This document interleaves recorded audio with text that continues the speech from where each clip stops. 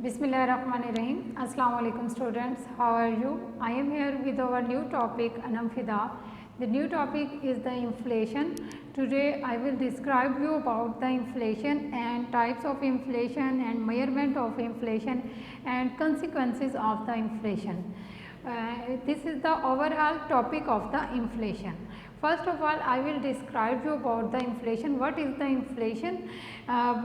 Before describing and studying about the deflation in detail, we have obviously used the word deflation in many lectures, and you know that what is the deflation. Generally, you know this is the increase in prices, and this is inflation. And inflation, what is inflation and its details? Today we will study in detail the inflation. Inflation is an economic terms that refers to ये एक economic term है that refers to an environment generally rising prices. The word is generally rising prices, यानी कि general level पर prices जो है वो इसमें राइज करती हैं इन्फ्लेशन में. किसके प्राइसेस इसमें राइज करती हैं? Goods and services. एक जनरल लेवल पर कंट्री के प्राइसेस जो है वो गुड्स और सर्विसेज की इंक्रीज कर जाती हैं. And is increase in general prices. जब प्राइसेस इंक्रीज कर जाती हैं, एक बात याद रखिएगा कि जब भी प्राइस इंक्रीज कर जाती है उसकी वैल्यू डिक्रीज कर जाती है. फॉर एग्ज़ाम्पल $1 के बराबर है 50 रुपीज़. तो इसकी यूँ समझ लें कि $1 से जो रुपीज़ की वैल्यू है वो हाफ है. ऐसा ही है ना.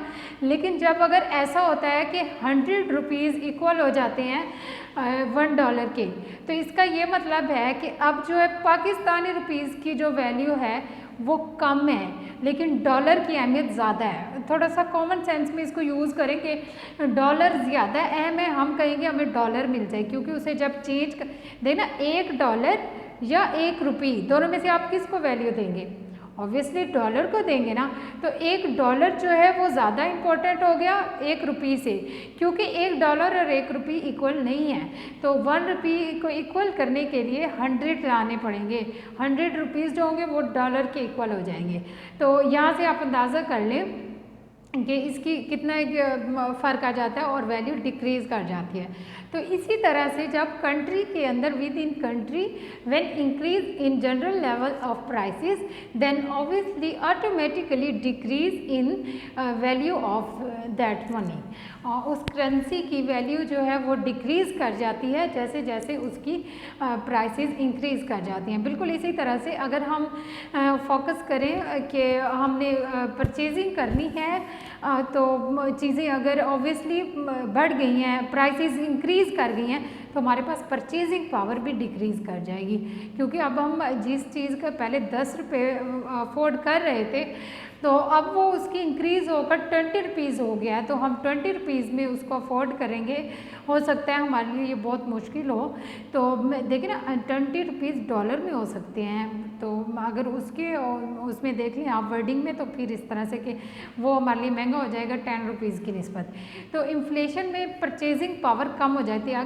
अगर हम एक चीज़ ले रहे थे ₹10 में और दूसरी ले रहे हैं 20 में, तो ऐसा है कि या हम एट अ टाइम ले रहे थे, लेकिन अब वो 10 वाली 20 की हो गई है. हमारे पास टोटल 30 का पैकेज है, टोटल ₹30 का. 10 वाली अब 20 की हो गई है. जो हम 20 वाली ले रहे थे वो 30 की हो गई है. 20 वाली चीज़ तो हमने ले ली, लेकिन हमारे पास 30 में अब ₹10 बच गए हैं. पहले 20 बचते थे ना, हम दूसरी लेते थे, अब 10 बच गए. 10 से तो हमें उसका हाफ भी नहीं मिल रहा, क्योंकि वो तो 30 हो गई है उसकी प्राइस. तो यहाँ से आप लोग जज कर लें कि परचेजिंग पावर डिक्रीज़ कर जाती है और इसके साथ ही इसकी वैल्यू भी डिक्रीज़ कर जाती है प्राइस इंक्रीज़ होने के साथ. ये जनरल लेवल पर प्राइसेस का इंक्रीज़ होना इन्फ्लेशन है. जनरल यानी कि हर चीज़ जो है पाकिस्तान के लेवल पे अगर इन्फ्लेशन की बात करते हैं तो हर चीज़ में इंक्रीज़ हो जाता है. तो ये इन्फ्लेशन है और इसके क्या क्या नुकसान हैं वो भी मैं एंड पे डिस्कस करूँगी. अगर हम इसको देखें, इसके ट्रेंड में देखें पाकिस्तान के, तो इसमें ईयर वाइज हम देखते हैं कि 2015 में 4.53% इन्फ्लेशन था पाकिस्तान में, और उसके बाद ये डिक्रीज़ कर गया 2016 में, ये हो गया 2.86%। देखिए तकरीबन मोर देन हाफ ले लें कि ये हाफ हो गया है, ठीक है, डिक्रीज़ कर गया, जबकि यहाँ पर डबल था। 2017 में अगेन इंक्रीज़ कर गया पाकिस्तान में इन्फ्लेशन, 4.15 हो गया, और उसके बाद 2018 में डिक्रीज़ कर गया, 3.93% हो गया था। लेकिन अगर आज हम 2020 की बात करें तो मुझे ऐसा लगता है कि इन्फ्लेशन 4.53 से भी डबल होगा। ऐसा ही है ना, देख लें आपके इर्द गिर्द प्राइसेस कितना इंक्रीज़ कर गई हैं गुड्स एंड सर्विसेज की, हर चीज़ की। तो ये इसका रेट है पाकिस्तान के ट्रेंड के मुताबिक। और यहाँ पर है इसका जनरल प्राइसेस का इंक्रीज़, और इसकी ये टाइप्स हैं, देयर आर मेन 3 टाइप्स हैं इसकी इन्फ्लेशन की, लेकिन हम इसको 2 तरीक़ों से मेजर कर सकते, ये इसकी मेजरमेंट्स हैं। मेजरमेंट हम इसकी कर सकते हैं 2 तरह से। एक चीज़ तो जो है मेजर करने की वो है ऑब्वियसली मेजर, पहले हम कॉमन सेंस की बात करते हैं कि मेजर तो ऐसे ही होगा ना कि पता चलेगा हमने कितने की चीज़ ली है। तो अब हम एक एक चीज़ को तो मेजर नहीं कर सकते ना, तो जनरल लेवल पे देखना है तो उसके लिए 2 टाइप्स हैं इसमें। एक है, one is the consumer price index, और इसको हम वेटेड एवरेज भी कहते हैं। कंज्यूमर प्राइस इंडेक्स को वेटेड एवरेज भी कहते हैं। And other is the producer price index. और प्रोड्यूसर प्राइस इंडेक्स क्या है और कंज्यूमर प्राइस इंडेक्स क्या है? कंज्यूमर प्राइस इंडेक्स ये होता है कि आप गए हैं चेज़अप पर, और चेज़अप से आपने जो है अपने शॉपिंग कर ली फॉर एग्ज़ाम्पल, और आपकी जो वो बास्केट होगी ना गुड्स एंड सर्विसेज की, आपने एक बास्केट पकड़ी होती है या फिर ऐसे एक बास्केट होती है व्हील वाली, उस बास्केट में आपने जितना गुड्स एंड सर्विसेज ली उसका जब वो बिल करेगा, टाइप करेगा, उसकी जो बिलिंग की सारी वो लिस्ट आ जाएगी, वो रसीद होगी, उस पर जो प्राइसेस की लिस्ट लगी हुई होगी, एक तो हम उनको मेजर कर सकते हैं। देखना एक एक चीज़ मेजर करने की ज़रूरत नहीं है। कंज्यूमर प्राइस इंडेक्स, एक कंज्यूमर का जो इंडेक्स है यानी कि वो सारी लिस्ट है प्राइसेस वाली, वो सब की काउंट कर लो, और पिछले साल वाली भी काउंट कर लो, पता चल जाएगा कि आज से फॉर एग्ज़ाम्पल 20 साल पहले इतने रेट थे, और आज उन्हीं चीज़ों की अगर लिस्ट देख ली जाए तो आज इनके मोर देन डबल हो गए हैं। तो यहाँ से बंदा अंदाज़ा कर सकता है। ये एक प्रॉपर तरीके से काउंट हो जाते हैं। अच्छा, और प्रोड्यूसर प्राइस इंडेक्स ये होता है कि जो प्रोडक्शन पर होता है, ये होता है सप्लाई साइड से, प्रोड्यूसर जो होता है सप्लाई साइड से होता है, और कंज्यूमर प्राइस इंडेक्स क्या होता है, ये डिमांड साइड से, इट इज़ डिमांड साइड और इट इज़ सप्लाई साइड। और इसमें यूँ होता है कि जो कंज्यूमर प्राइस इंडेक्स है ये selected set of goods and services है। सिलेक्टेड ही होता है ना, हमने क्या क्या लेना है वो हमारी अपनी चॉइस होती है। और इसमें क्या होता है कि ये ओनली गुड्स होती हैं, इसमें गुड्स एंड सर्विसेज होता है कंज्यूमर प्राइस इंडेक्स में, वाइल प्रोड्यूसर प्राइस इंडेक्स में ओनली जो है गुड्स होती हैं, इसमें सर्विसेज नहीं होती। गुड्स की अगर हम इसमें बात करें तो एग्जांपल में हमारे पास प्रोडक्शन वाली गुड्स आएंगी, कॉटन यार्न, यानी कि हम कॉटन के गले की बात कर लें कि एक ढेर कॉटन का उसकी प्राइस हो सकती है, या फिर कॉटन क्लॉथिंग हो सकती है, यानी कि जो कॉटन है उससे जो कपड़ा बना है या फिर उसकी हो सकती है। अच्छा, यहाँ से एक और बात जहन में आ रही है कि ये इंटरमीडिएट गुड की भी बात कर रहा है। कॉटन यॉर्न की बात करें तो इंटरमीडिएट है, जबकि कॉटन क्लॉथिंग की बात करें तो वो फाइनल गुड है। तो इसका ये मतलब हुआ कि इसमें इंटरमीडिएट एंड फाइनल दोनों गुड्स आ जाती हैं, आती ओनली गुड्स हैं, लेकिन इसमें क्या होता है कि नो इंटरमीडिएट आर कैपिटल, इसमें नो कैपिटल आर इंटरमीडिएट, यानी कि इसमें आपको चीज़ों को प्रोड्यूस करने के लिए कैपिटल की, या फिर कैपिटल कौन सा, पैसे वाला कैपिटल नहीं, फॉर एग्जांपल मशीनरी वाला प्रोड्यूस करने के लिए अगर हम बात कर लें ये कॉटन क्लॉथिंग की, तो वहाँ पर जो भी होंगे थ्रेशर्स, ट्रैक्टर, जो भी यूज़ होता है एवरीथिंग, या लैंड की बात करें कैपिटल तो वो यूज़ होता है, लेकिन कंज्यूमर प्राइस इंडेक्स में इसका इस्तेमाल नहीं होता। ये इनमें डिफरेंस है। और इसमें अब आते हैं टाइप्स की तरफ कि इसकी कितनी टाइप्स हैं। ये थी इसकी मेजरमेंट। इन दो तरह से हम मेजरमेंट करते हैं, कंज्यूमर प्राइस इंडेक्स से and other is the producer price index. अच्छा, इसको हम मेजर कैसे कर सकते हैं? मेजरमेंट की बात तो ही, लेकिन फार्मूला कौन सा है? अगर हम यहाँ पे बात करते हैं चेंज इन इन्फ्लेशन, इन्फ्लेशन में चेंज का फार्मूला ये होगा कि जो फाइनल प्राइस इंडेक्स है ना, फाइनल प्राइस इंडेक्स वैल्यू, जो फाइनल प्राइसेस हैं, और उसके बाद जो इनिशियल प्राइस इंडेक्स होगा उसकी वैल्यू ओवर, आगे सारा वही आ जाएगा इसमें, ओवर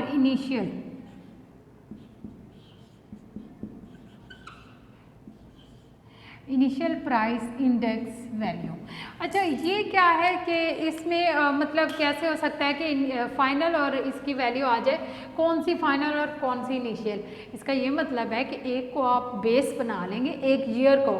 फॉर एग्जांपल आप कह रहे हैं कि 2020 में इन्फ्लेशन रेट कितना रहा है, तो उसको आप अगर कंज्यूमर प्राइस इंडेक्स से मेजर करना चाह रहे हैं या प्रोड्यूसर से, तो इस तरह करेंगे कि आज के रेट ले लेंगे। और इनिशियल प्राइस का ये मतलब है अगर हम मेजर करना चाह रहे हैं कि 2015 में कितना था और अब कितना है, तो इसको हम मेजर करेंगे, वो जो 2015 में था वो इनिशियल में काउंट हो जाएगा, इस तरह मेजर करेंगे। And other is the types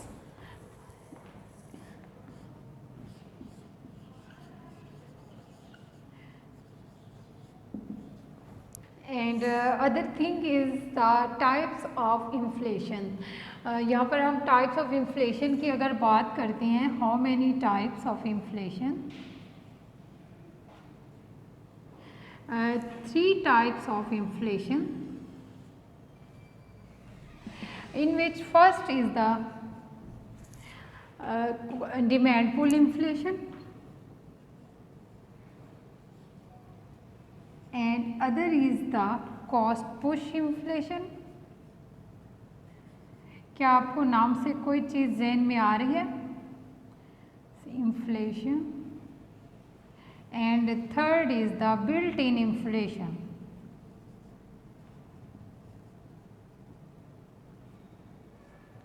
built in inflation जो है वो एक्सपेक्टेशन इन्फ्लेशन है।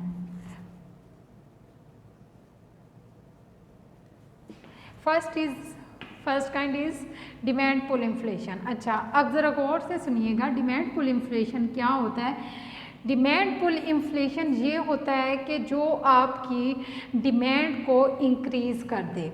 ये डिमांड साइड है, इंक्रीज इन डिमांड, ये डिमांड साइड इन्फ्लेशन है।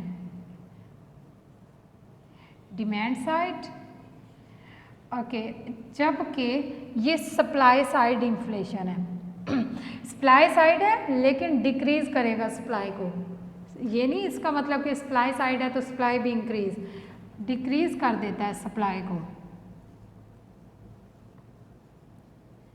और जो ये है ये एक्सपेक्टेशन है, यानी इसमें जो है एक्सपेक्ट खुद ही कर लेता है एक पर्सन के, कंज्यूमर ये एक्सपेक्ट कर लेगा कि आने वाले दिनों में प्राइसेस इसकी कैसी होंगी। ये डिपेंड करता है कि कैसा एक्सपेक्ट कर रहा है।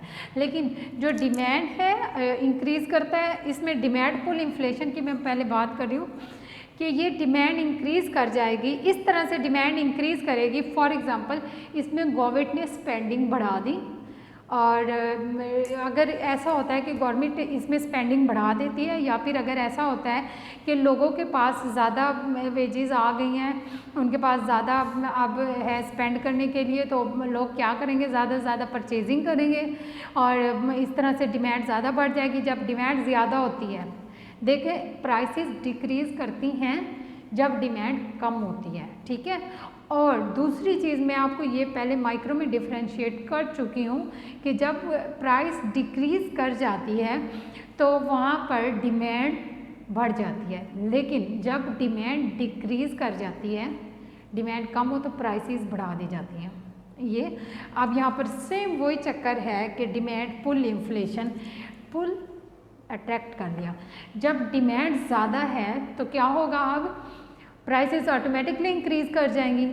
अब किसी के पास, शॉपकीपर के पास कस्टमर ज़्यादा आना स्टार्ट हो गए हैं, ऑब्वियसली उसकी सप्लाई तो कम हो गई ना डिमांड से, तो वहाँ पर ज़्यादा से ज़्यादा लोग अब परचेजिंग करना चाह रहे हैं तो वो अपने रेट बढ़ा लेगा।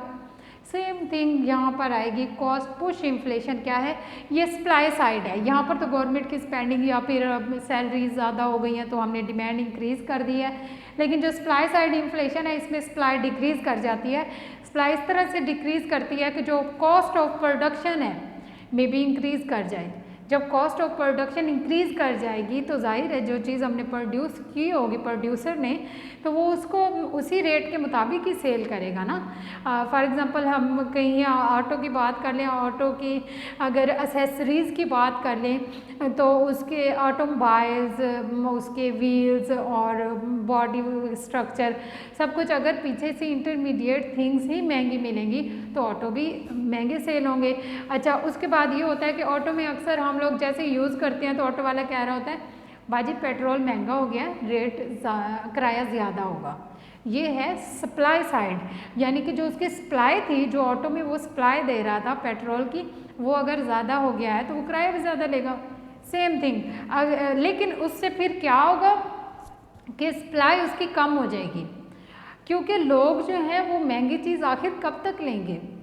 तो इसलिए ऐसा होता है कि सप्लाई जो है वो उसकी डिक्रीज़ कर जाती है, और जब डिक्रीज सप्लाई होती है, शॉर्टेज रहती है, तो हमेशा चीज़ महंगी ही रहती है।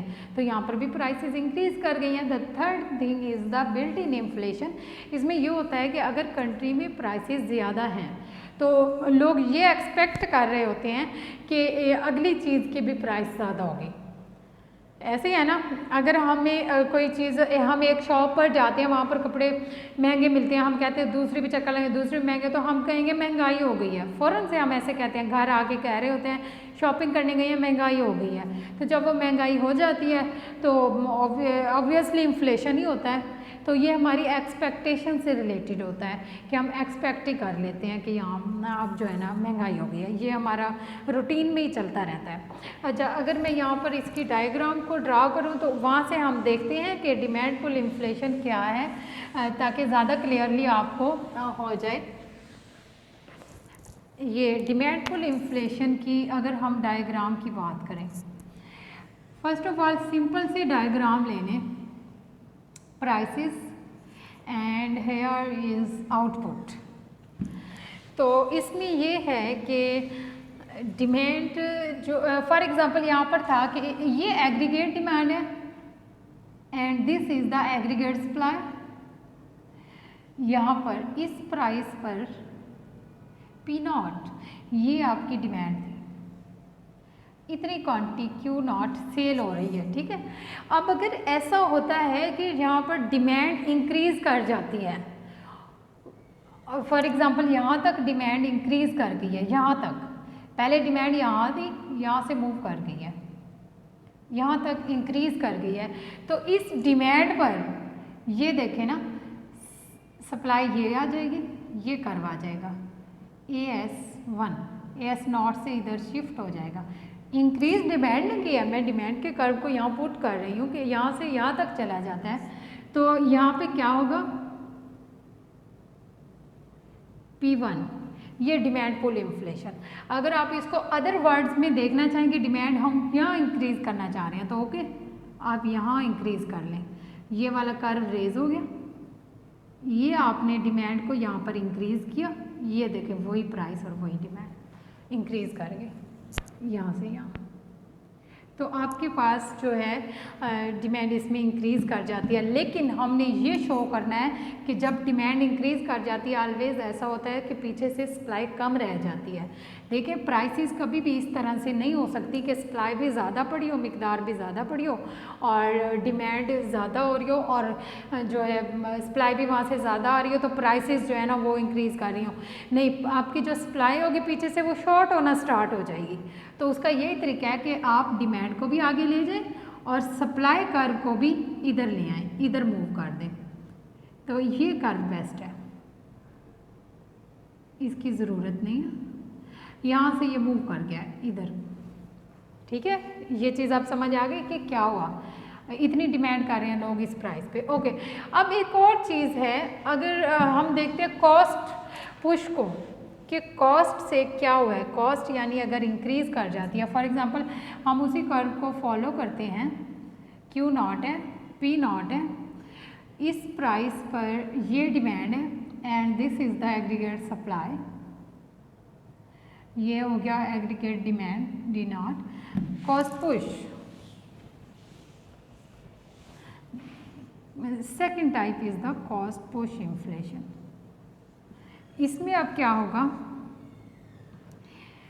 फॉर एग्जांपल अब प्राइसेस जो हैं वो ज़्यादा हो गई हैं सप्लाई के लिए, इंटरमीडिएट गुड्स की, रॉ मटेरियल की, तो लोग प्रोडक्शन थोड़ा कम करेंगे, इस तरह से सप्लाई तो ऑब्वियसली कम हो जाएगी।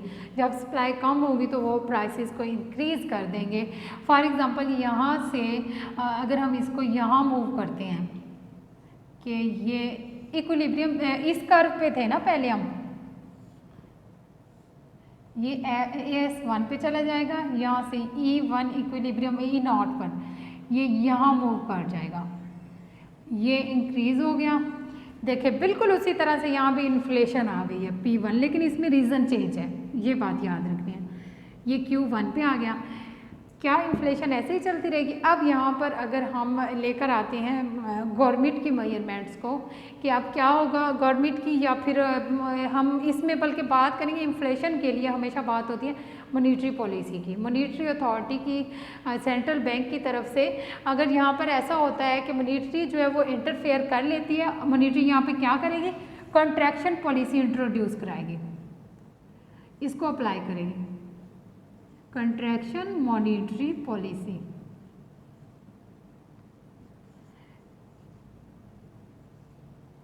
कंट्रैक्शन मॉनेटरी पॉलिसी के बाद यहाँ क्या हुआ, ये वापस मूव कर जाएगा,